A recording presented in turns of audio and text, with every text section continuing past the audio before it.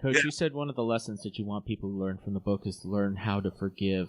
Who is the one person you needed to be able to forgive and were able to process that through writing the book? I really felt I needed to forgive myself because it's so easy to beat yourself up over, should I have stayed at Notre Dame? Should I have managed to work with Coach Smith differently? Should I have retained the previous staff? Should I? Mm-hmm. And you beat yourself up, and that's not a good feeling. It's not healthy. Sure. To forgive myself was like, okay, yeah, I need to be able to forgive myself and not be so hard on myself and realize I don't know many people that could have handled that situation that I was in. It was a very difficult situation. I need to forgive myself for that.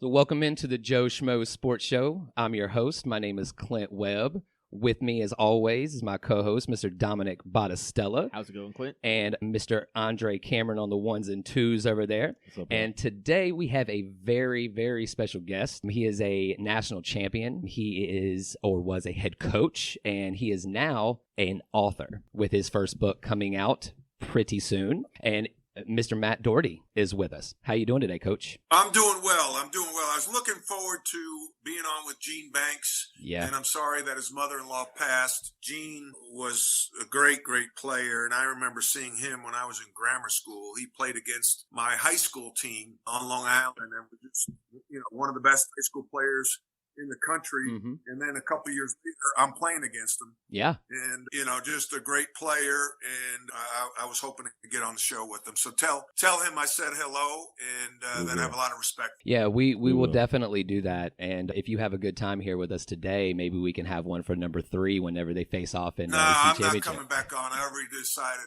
I'm not coming back on. Appreciate it. I mean, it's already been decided, You broke Clint's heart. Clint being a Buffalo, No, Dominic, I'm the Bills man. Dominic, how do I spell your last name, Dominic? I mean, I grew up with a bunch of Italians, but your last name's blowing me away. Battistella. You want to know how to spell it or how to pronounce it? Both. Battistella.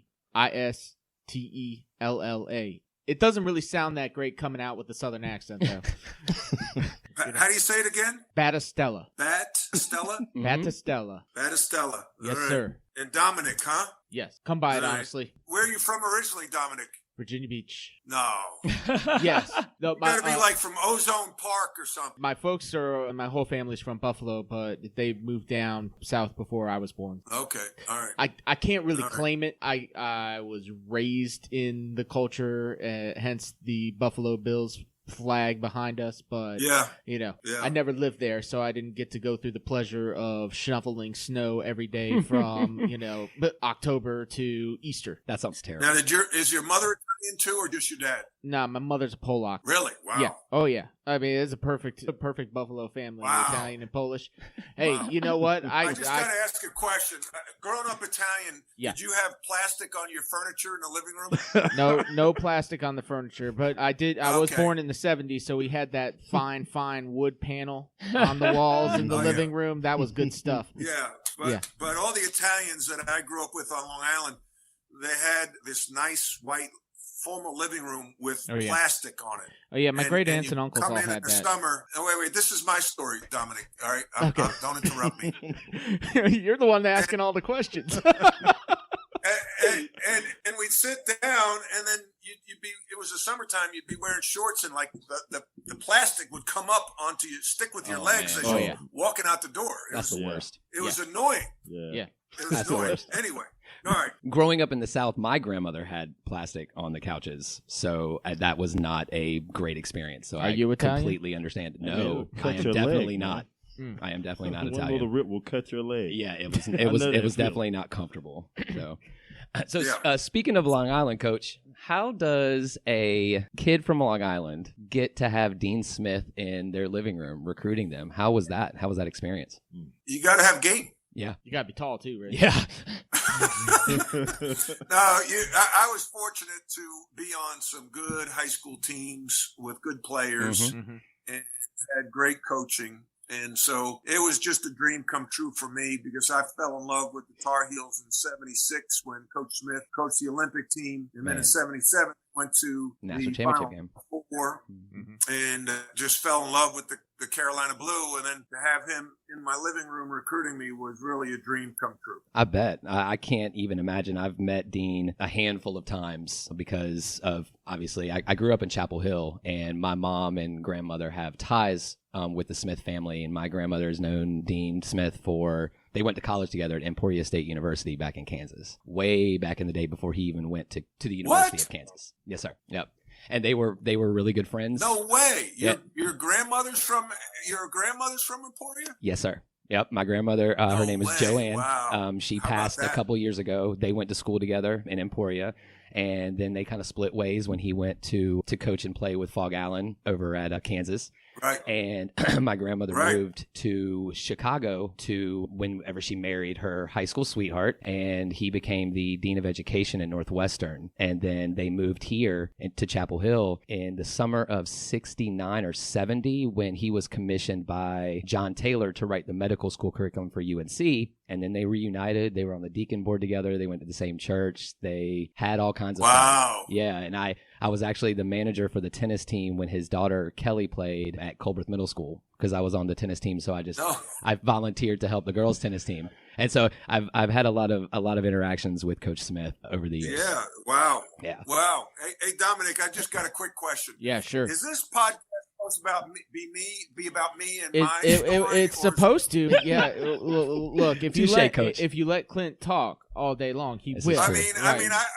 I appreciate the fact that, but you're killing me, Small. Killing me, Schmos. So, Coach, tell me about high school and playing under Coach McKillop. How was that? Yeah, I was blessed to grow up on Long Island and play with great players and for great coaches. And when I was in grammar school, my sisters went to Holy Trinity High School, and Bob McKillop was the coach, and I dreamt about playing for him. And my freshman year, I tried out for the varsity, and I made it. I was the first freshman to play varsity at Holy Trinity, and it was just a real, intense experience. I learned so much. We had very good teams my first 2 years. Mm-hmm. And then he left to go to Davidson as an assistant coach. And then I had another coach named Dick Zeitler, who was a terrific coach as well. And then Bob ended up coming back to Long Island after a year. He coached at a rival high school.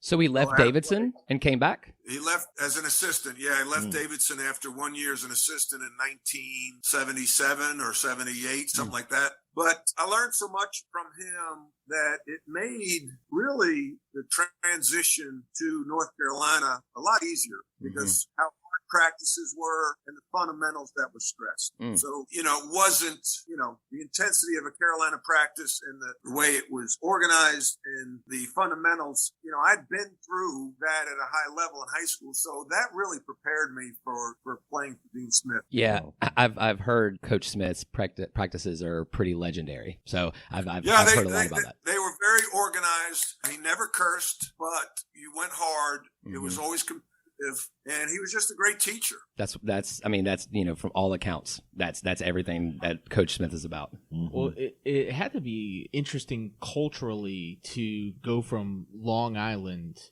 to essentially small town North Carolina in 1980. That's got to be quite a culture shock for you. What was that like? Well, I like change, and you go on your visit. And I wanted to play in the ACC, and I wanted to go to a college campus. And there's no better setting than a place like Chapel Hill. I don't mind new things. So, the difference was, I had a New York accent. People used to say, it was a great way to meet girls, actually. In the Because South, for they sure. thought your accent was kind of cool. Yeah, you're And exotic. so they say things like coffee and tournament and so, I didn't mind it. And Coach Smith stressed, he's such a bright man. He stressed, he said, whatever you do, don't compare things to New York. Don't say, things are better in New York. And, just this awareness, because you don't want to come down there and say, oh, it's not like New York, or, everything's better. No, things were great in North Carolina. And, I loved experiencing things like hush puppies. Like the first time I had a hush puppy, I'm like, a hush puppy? What's a hush puppy? It's like and then, they'd say, do you want to eat barbecue? And I'm like, I don't eat barbecue. You barbecue. Like that's a process. So those types of things were a lot of fun, and I was open to new environment and meeting new people, and just became a great experience for me. And after 4 years of living in New York City, I quit my job, moved to North Carolina because that's where I wanted to be. Yeah, I mean, it's a great place. I mean, I grew up in Chapel Hill, so I completely understand the draw. I would never want to leave either. Got a question about recruiting, Coach. You have been a head coach at the highest level in college basketball, and your recruiting back in the day, when Coach Smith and Coach Williams recruited you out of Holy Trinity High School to now, how has recruiting changed? Because then you didn't have you were on the 4th ever McDonald's All-American team, right? 1980. And because I was a McDonald's All-American, right? Yes. Because the first team was 77, and then Gene Banks was actually on that team. And I know that, like, he mentioned in an article one day that there was no scouting reports, there was no video scouting, there was no anything like that. You guys had parade All-Americans, and now you have so much access to these players. So how has it changed? Well, it's changed in a lot of ways. So you touched on a few. I was the earliest commitment Dean Smith ever received, and I committed in October of my senior year. Awesome. Now kids commit as freshmen or sophomores. So, that's a big difference. Back then, a lot of it was word of mouth, through trusted contacts that, hey, tell me about this kid on Long Island, you should recruit him. And then then you had the scouting services, and you had some scouting services when I played, but it wasn't like it is now. There were basically 2 or 3. A lot of it was camps and summer leagues, and I miss that. I wish we had more of that, because that's where I feel kids really learn how to play the game of basketball, as opposed to a lot of the AAU stuff. I played AAU too, but the camps, summer leagues, really where you get coaching. Yeah, and they couldn't do that last year, Coach. And I know that it was, from everything that I've heard, has been a real struggle for head coaches out there not being able to see or have as much access, I guess, to these kids. And do you think that... Yeah, well, I think it hurts the coaches. It hurts the players. I think the condensed evaluation periods hurt coaches and players even before the pandemic, because coaches are going to make bad decisions and players are not going to be seen as much. When you only get to see a kid play maybe one game, like in North Carolina, it's different, but they're still sleepers because they're kids that North Carolina can't see Right. because they don't have time. Right. Now you can do it over video, and that's become an advantage, but it's still nothing like seeing a kid in person. Yeah, Coach Williams talks about that a lot because he is such a visual person. He hops on a plane every time there's a game over during the recruiting season and goes to see a kid. So I can definitely understand that. So how'd you get into basketball, Coach? I mean, I know you're tall, but how'd you get involved? Yeah. Well, I was in 4th grade, and my dad signed me up for basketball camp on Long Island, and I played CYO in 4th grade. And I just really took to it because I loved the individual component in a team game, and I loved the fact that you could work on your game by yourself, and you didn't need somebody else to play with. Like if you were playing baseball or football or hockey, I enjoyed the fact that I just needed the ball, and I didn't even need a rim. But if I had a ball, I could go dribble up to the park, work on my game. I didn't need anybody else to be there. I could be there by myself for hours, and I could then outwork somebody else. In 6th grade, I quit playing, and I mentioned this in the book I just finished, Rebound from Pain to Passion. I read a book on Bill Bradley, who was a great player for the Knicks. Yep. It was called Life on the Run. And in the book, he said, if somebody is out there working harder than you, when you two meet, that person will have the advantage. Right then, I quit playing baseball. Wow. Yeah. I didn't even know you played baseball, Coach. That's pretty awesome. Well, till 6th grade, it wasn't anything, My dad was a minor league pitcher. Okay. And to give my dad credit, he never questioned my decision to quit baseball. I'm really grateful to have a father that exposed me to different things and never made me feel, pressured to play the sport that he grew up playing. Yeah, that's pretty awesome. I wanted to get a little bit into your collegiate career, right? So you're coming out of high school, you're coming to Chapel Hill. What was it like playing in the ACC in the early 80s? Because, I mean, your team was loaded. Yeah. Right. So what was competition like at that time? Well, it was great, Dom. You talk about the ACC, to me, was and still is the best basketball conference ever. No there's doubt. some, like now, the Big Ten has a good year, but year in, year out, the ACC is the best in my opinion. And so just think back in the 80s, we had in that league, when I started in 1980, we had Albert King and Buck Williams at Maryland. Okay. Then they had Lenny Bias and Adrian Branch.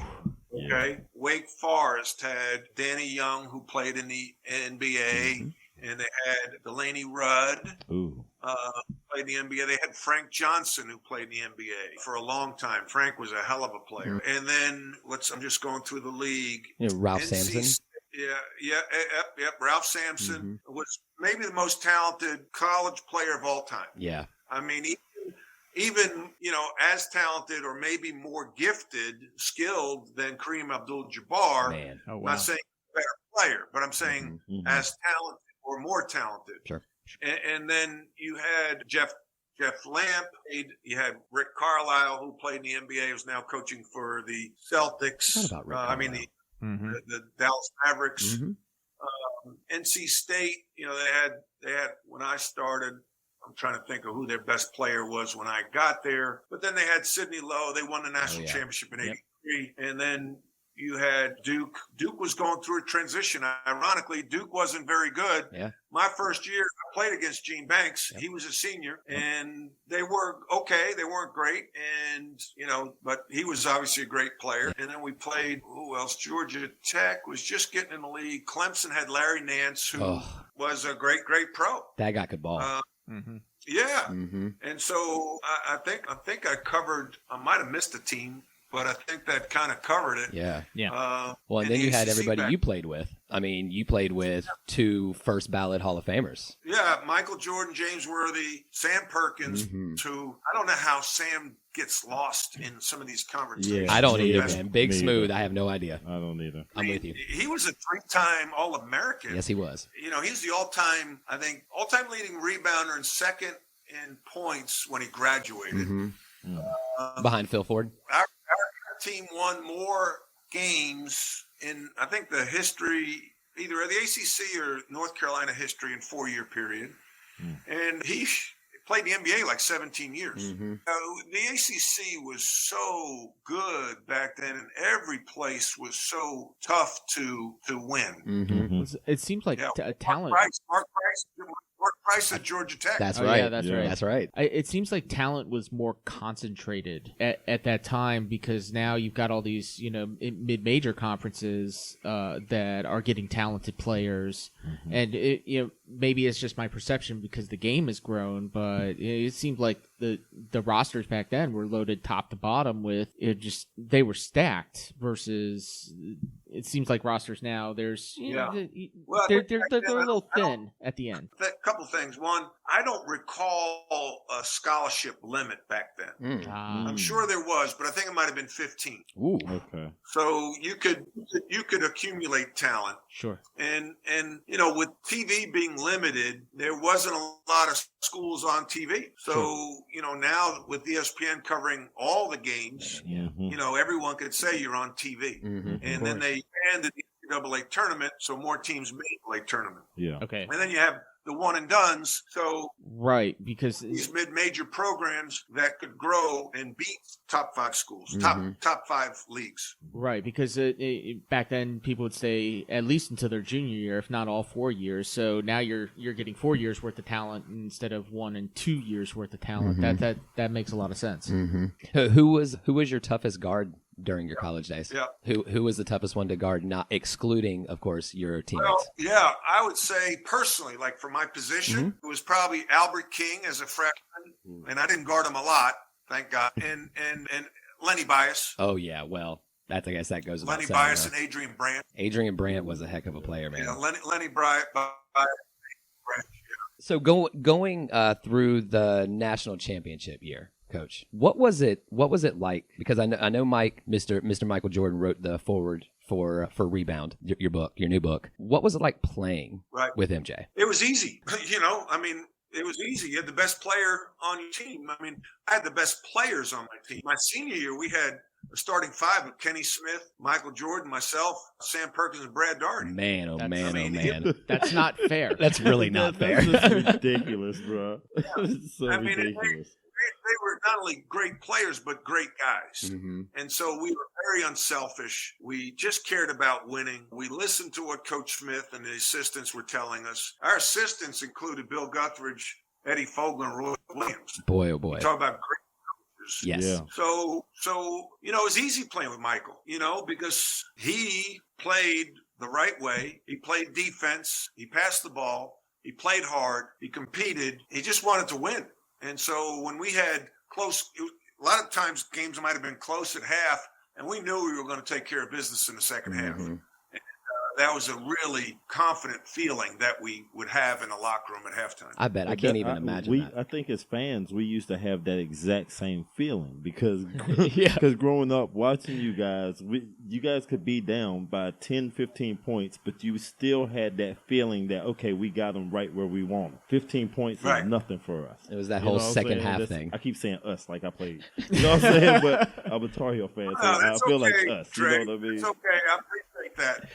But no, that's how we felt, and that's a couple of things. One, that's the history that Coach Smith had in comeback wins. Mm-hmm. We knew that, believed in that. We practiced it, and we knew that we could do it. Yeah.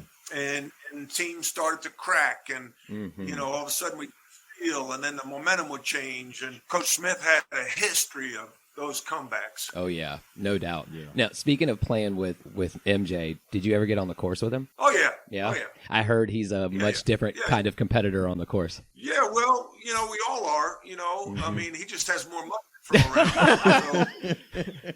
around. That's very fair. I mean, Ain't that the truth? Yeah. I think his famous line is like, somebody says, well, how much you want to bet? And he says, whatever makes you nervous. I've never heard that. That is absolutely fantastic. I played one time. I try to say, okay, 10% of a respective income. It's like tithing. Right.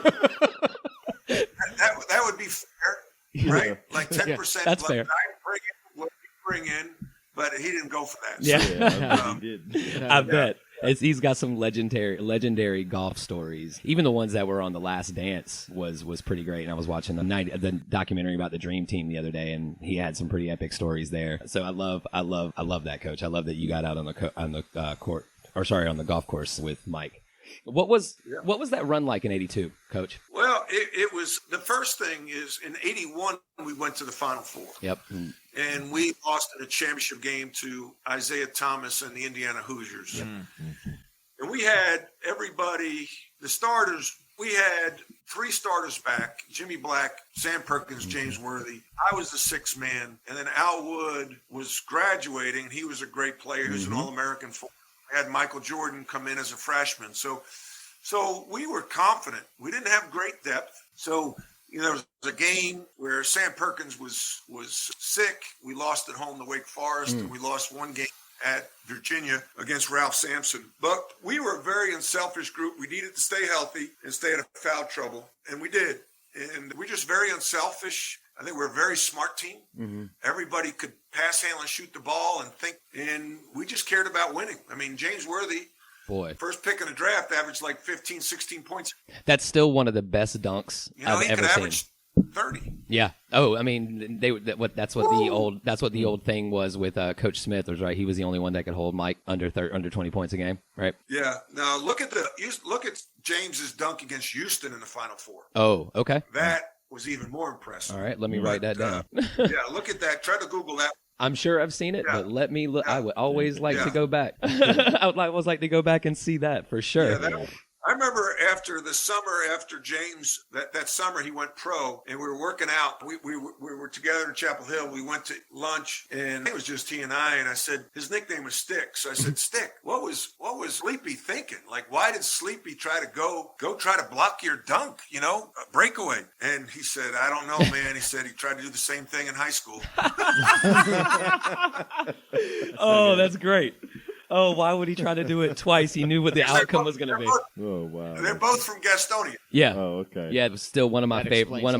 It's one of my favorite highlights in all of basketball. So I definitely, that was one of my favorites. So after your playing career at UNC, I want to skip to whenever you went to go coach with your old high school coach, Mr. Bob McKillop. You were the assistant coach at Davidson from '89 to '92. So what was that? I mean, I know you already had the relationship with Coach McKillop. What was it like being a coach with him and also playing for him? How was that? Well, I think at first it was fun. It was fun. We had a good time, and we had 3 former high school players on his staff. John Corso, who just passed away about a year ago, God rest his soul, Don Hogan, and myself. We had a good time together. But it was also a hard time because Bob was used to winning, and that first year we went 4-24. Wow. And it was part of that was due to Davidson was not set up to win at that time. And then, Bob had to grow into being a head coach. He went from being a high school coach to a Division I head coach. It's a big jump. Yeah. Sure. So I think that first 3 years were very difficult, but then finally we got some recruits, and then Bob got his footing. And after year 3, pretty much every year he probably averaged 20 plus wins a year. Yeah, I mean they're one of the more successful minors out there, and they've always been dangerous. They always give Carolina a run for their money, no matter what year it is, no matter what the record is. It always seems like. And you had the same experience with Coach Williams, except the added thing that he actually recruited you in college. So what was that dynamic like? Because you were at Kansas for 7 years. Yeah, I love Kansas. University of Kansas is a lot like UNC, very similar school, the layout of the campus, the downtown, and the interest in the sport. It may be the best place to be, to watch a game or play a game. The crowd there is unbelievable, 16,500 people. The arena is old school. The angle of the seats, it's really intense. And to be there for 7 years under Roy Williams was a blessing. I learned so much from him to understand the inner workings of the Carolina system, having played it. And we had some great teams, great guys we coached. In that system, I got to, because of Roy Williams and Dean Smith, and, I got to become the head coach at Notre Dame. And, I was there for 1 year, and I thought I'd be there forever. And then Bill Guthridge retired, and Roy decided not to take the job, so it fell to me. Yep. And I mean, deservedly so, Coach, if you ask me. So with the Kansas thing, I gotta ask, man, the Rock Chalk Jayhawk, not the national, not the chant necessarily, but when all the students get together, arm in arm, the lights go out, like that's got to be one of the best in-game, pre-game things I've ever seen. I've never experienced it because I decided I'm not going to go watch a game at Kansas until Carolina and Kansas play in Lawrence, which is a bucket list thing for me. I want to experience that. How is that in person? And on YouTube, it's fantastic. So I can't even imagine. Yeah, it's kind of a religious experience. Yeah, I bet. It really is a cool place. The fans are into it. They understand basketball. And again, 16,500 people. It's like put 16,500 people into the Cameron Indoor Stadium. Oh, man. It's twice the size, Cameron, the same intimate feel. And that chant that you're talking about is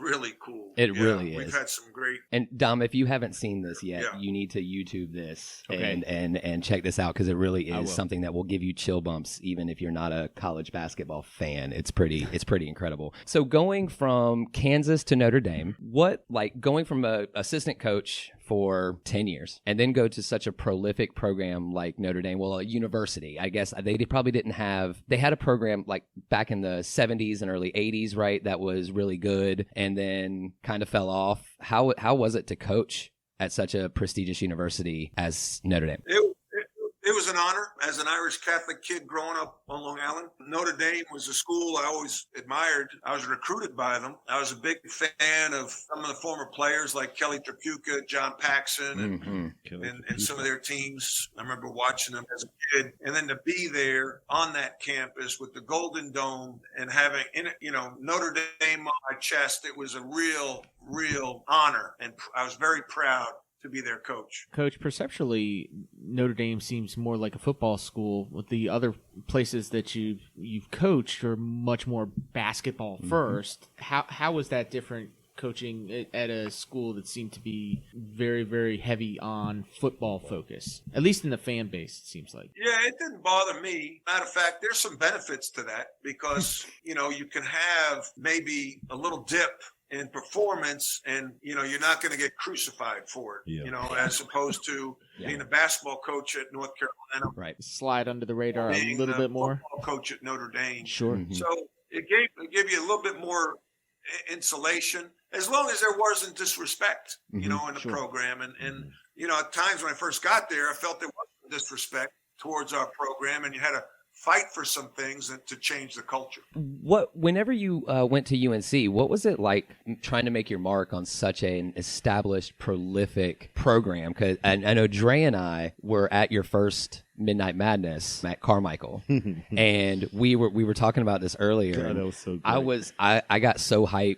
whenever you and the other coaches got out there and played that 3-on-3. It was one of my most favorite experiences as a Tar Heel fan was that, and I got to know, it's like, what was it like to put your stamp to come in? What were you thinking about putting your stamp on the program? Yeah. I think, first of all, we won that pickup game. You did. You did indeed. I do remember that. Yeah. What I wanted to do is be myself. And I love interacting with the students. I love tapping into that energy. And so doing something like that, having a Midnight Madness, which I don't think they had before. Bringing back Stuart Scott. Stuart Scott hosted that. R.I.P. I do remember. Yep. And so we just wanted to have fun and kind of, be us. I didn't want to, I couldn't be Bill Guthridge. I couldn't be Dean Smith. I need to be myself. And that's what I try to do within the parameters of the Carolina program. Now, speaking from a fan, you definitely made it fun. That was, as I said, one of the best experiences that I've ever had as a Carolina fan, and one of the probably the best Midnight Madness that I've been to date. Yeah, that and was the best. I've been to all of them except for the last 3, and it started with you, and it was a phenomenal experience. That's for sure. Yeah, you're welcome. If you could go back and change it, what would you do? What would you do differently? Well, I think a couple things. I probably would allow Coach Smith, I would ask Coach Smith to help me make some of the decisions I made. When I took the job, I wanted clarity on 3 things. Could I bring my staff with me? Yes, was the answer. I wanted an understanding that my second year we probably wouldn't be very good because we were going to lose a lot. And then the third year was going to be rebuilding. There was an understanding of that. Check. And then the third thing was, would it be my program? Could I run it could I run the program, or would it need to be run? Would Dean Smith want to run it through me? And so Coach said, it's your program, run it how you see fit. And I think just looking back, I was naive and should have flowed with change. Managing change is an art form and it's hard. Yeah. It's hard. Yeah. Especially hard when a program's won for 40 years. It's especially hard when a staff has been in place forever. Sure. It's especially hard when you have 4 secretaries that have been there an average of about 20 years. And it's especially hard when you get the job in July. Yeah. And most coaches get jobs in March or April. I got mine in July, and it's like, why did it come open then? It was a very tough time because what's the most important thing that coach does in July? Recruit. Yeah. I can't even imagine. I can't even imagine that situation. So if I had to do it again, I probably would have talked to Coach Smith about retaining some of the previous staff, because I think that really hurt him and some of the former players. I would have still brought my staff with me, but maybe in a different role. I didn't want to leave them out in the cold. Go slower would change. Yeah. But I was up against the clock getting the job in July, so it was kind of a tough spot. But those are the things I would have done differently. Well, Coach, speaking of recruiting, you are one of the best recruiters out there, or at least whenever you were a coach. What makes a great recruiter like yourself? Because you had some A1 talent commit to you. Well, I appreciate that. First of all, you have to have a good staff. Secondly, you have to have a good product to sell. Well, then because we put, I put out there on the Twitter's verse, if anybody had a question to ask you to put it to us so we could ask you on the air. So I have a question from Kiasha. She said, do you think that it was during your time at UNC, playing at UNC, that there was truly a switch from NC State to Duke? As far as being the rival. As far as the rivalry goes. Oh, yeah. How about that? NC State gets so mad when we say that they're not a rivalry. Isn't it great? I love it. Isn't it great? Yeah. But she said that because when Johnny Dawkins came in 82, it seemed to have that shift. Well, I mean, 83, they won championship, right? Mm-hmm. So, they got lucky as heck. They did. Yeah, I think when Duke started to their ascension in the mid 80s, but NC State was still, they had Corciani. Oh man, Tom Gugliotta, Rodney Monroe. They were still pretty good. Mm-hmm. So I think you got to go past 86, Vinny Del Negro. I'd say, probably the late 80s, and then the rivalry kind of inverted. Well, if you listen to all the old heads, they would tell you it was back in the 60s with Larry Brown got into that fight with, what was his name? Art Heyman. Yeah. Two guys, they went to high school together. Yeah, and they got into a huge fight in the 60s. I think it was 61 or 62 at Cameron, and that's what a lot of people say, that the rivalry switched. But I tend to agree with you. No, that's not true. The rivalry was there through the 70s. I mean, you're talking about the 70s with Norm Sloan, and they won a championship in 74, went on probation in 75, I might add. And then that thing inverted in the late 80s. It's good to see the hate still there, Coach. Yeah. I like that a lot. Now, we want to give you some time. Talk about your book, The Rebound, From Pain to Passion. It's coming out when? The book will officially come out like the first week of March. You can pre-order it on Amazon. It's called Rebound From Pain to Passion, or go to my website, rebound-book.com. And you could see some of the pictures, some of the endorsers. I had great endorsements. First of all, Michael Jordan wrote the foreword. Charles Barkley, Kenny Smith, Brad Doherty, Sam Perkins, Jimmy Black, Raymond Felton, Sean May, Roy Williams, Jim Nance have all written endorsements for the book. Dick Vitale, John Gordon, a big-time author. So Fran Fraschilla, I have a lot. If my book is half as good as the endorsement list, it's a hell of a book. Well, sure. Some people want to get an autographed copy. The best way to do it is order it through Coach D at rebound-book.com. Yeah, we'll also Coach drop D that at rebound-book.com, and we'll put that in the show notes. We can get that done, and I'll sign a book and ship it out, so you don't have to go through Amazon to get that. So what was that experience like writing the book? It's hard. It's a lot of work. And it was some emotional pain. Yeah. Looking back on some moments that were not pleasant, and to have to relive that again was painful, but it was also therapeutic. I think one of the best things, selfishly for me, was to get that project done and get it on paper and get it out, and people can read it. And hopefully, my goal is if one person can benefit from that book and it helps them either deal with some of the pain or learn how to forgive or avoid them from stepping on the landmines I stepped on, my book is a success. And I've had some people that have read it and said, I went through a similar thing. I did this, or, you taught me how to forgive.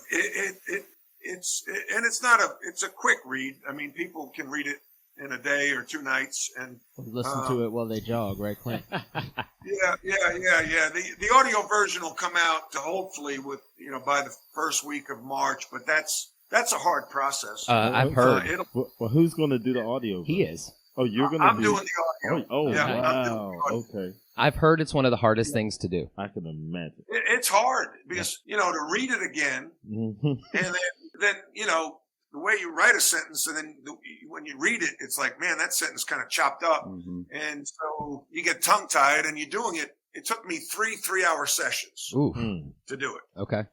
Coach, you said one of the lessons that you want people to learn from the book is to learn how to forgive. Who is the one person that you felt like you needed to be able to forgive and were able to process that through writing the book? I really felt I needed to forgive myself. Yeah. I think that, there are people that I felt like could have done better by me in that transition, but I also needed to forgive myself because it's so easy to beat yourself up over, should I have stayed at Notre Dame? Should I have managed, work with Coach Smith differently? Should I have brought my, retain the previous staff? Should I? And you yourself up and you that's not a good feeling. It's not healthy. Sure. Yeah, that second guessing is devastating. To forgive myself was like, okay, yeah, I need to be able to forgive myself and not be so hard on myself and realize, that was pretty much, I don't know many people that could have handled that situation that I was in. It was a very difficult situation. I need to forgive myself for that. Yeah. I definitely feel that, Coach. We want to thank you so much for your time. Yes, thank you. I have one question. When I come up to Long Island at some point, where should I go get some pizza? Woo! Pietro's in East Meadow. Actually, you know what? Borelli's in East Meadow. They just did a deal with Borelli's. Have you seen Barstool? Oh, yeah. Giving money to restaurants? Absolutely. Yes. Borelli's was one of their first. I think I remember that. And they could buy sweatshirts. I bought some sweatshirts for my family to support the restaurant. That's awesome. Nice. Yeah. The guy, David, I think it's David with Barstool. What he's doing is amazing. Yeah. They put out some really good content. That's for sure. Oh my gosh. They're keeping these restaurants afloat. Yep. They are. And it's really cool what he's doing. It really so is. Borelli's or Pietro's in East Meadow. Borelli's or Pietro's. Well, yeah, and you better fold it over. Hey, Clint, if you don't fold it over, you're not a man. I do fold it over.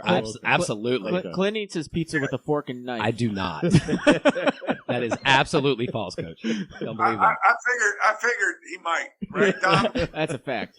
I do not eat my pizza with a fork and a knife. That New York style pizza, you definitely have to fold. There really is no other way to eat it. That is absolutely for sure. It's the only way you can hold the grease. It really is. Hey, Coach, we really appreciate this. Thank you. Yeah, we do so much for your time. We could have you on for hours. You've done so much. We didn't even cover half the stuff that we had written down. But man, what an honor it's been. Everybody go out and get the book Rebound from Pain to Passion, coming out the first week of March. You can get it on Amazon. You can get it on Audible sometime in the first week of March. It's going to be a phenomenal read. Check the show notes to get an autographed copy directly from Coach. And it's going to be better than Jay Billis.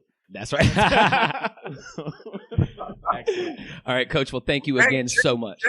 I can't hate on Jay. Oh, Jay's I don't hate on Jay. Jay's great. I like Jay. He's one of the few Dookies I like. Anytime Coach. I can throw a jab to a Dookie, I need to. It was a great conversation, Coach. I very much appreciate it, and you never know. Maybe you'll change your mind and come back on. Okay. All right. Thanks, Coach. If you get Gene Banks, I'll come on with Gene Banks. Oh, we'll definitely get Gene. He's a friend of a friend. Man. I'll see you later, Coach. Have a great night. Bye. And that concludes another episode of the Joe Schmo Sports Show. So please make sure you go to the show notes. You click the link to buy the book, Rebound from Pain to Passion, and order it on Amazon or Audible. And make sure you use our affiliate link to help the show out.